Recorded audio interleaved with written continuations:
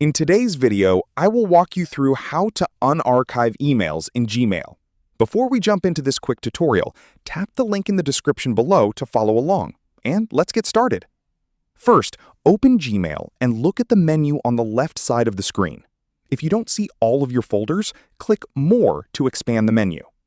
Unlike deleted emails, archived messages aren't moved to the trash.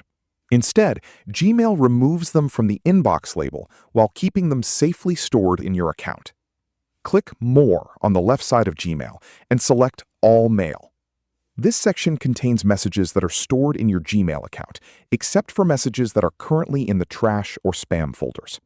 Now, look through the messages to find the email you want to unarchive. If you have a lot of emails, you can use the Gmail search bar to find the specific message faster. Once you've found the email, click the checkbox next to it to select the message. At the top of the page, you'll see several options. Look for the Move to Inbox icon or option. Click it, and Gmail will move the selected email back into your inbox.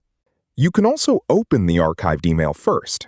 Once the message is open, look at the toolbar near the top and select the option to move it back to the inbox.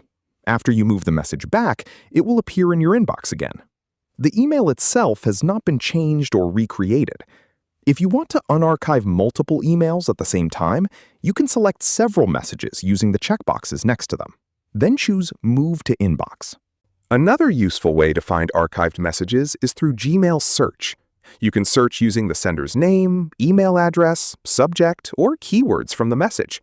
And there you go. No more lost messages. If this video helped you clean up your inbox, hit that like button and subscribe for more quick tech tips. Thanks for watching, and I'll see you in the next one.